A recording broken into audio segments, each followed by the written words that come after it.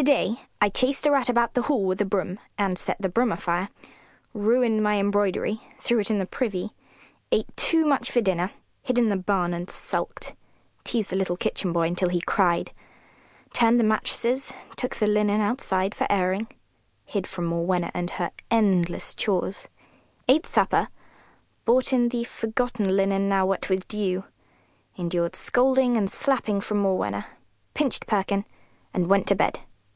And having writ this, Edward, I feel no less childish or more learned than I was. 21st day of September. Something is astir. I can feel my father's eyes following me about the hall, regarding me as he would a new war-horse or a bull bought for breeding. I'm surprised that he has not asked to examine my hooves.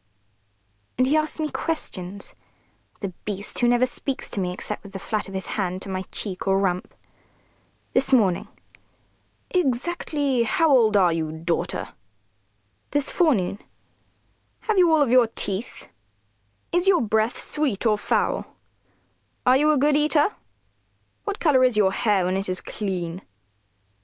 Before supper, how are your sewing and your bowels and your conversation?" What is brewing here? Sometimes I miss my brothers, even the abominable Robert.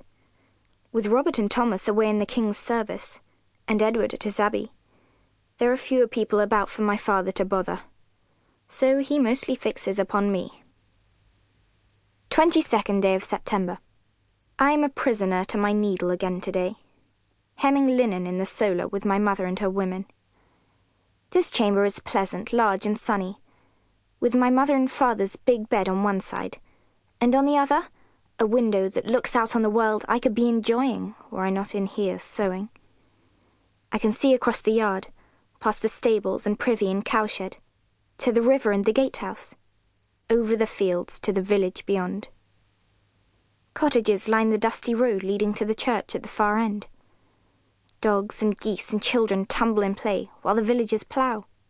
Would I were tumbling, or even ploughing with them. Here, in my prison, my mother works and gossips with her women as if she didn't mind being chained to needle and spindle. My nurse, Morwenna, now that I'm near grown and not in need of her nursing, tortures me with complaints about the length of my stitches and the colours of my silk and the thumbprints on the altar cloth I am hemming.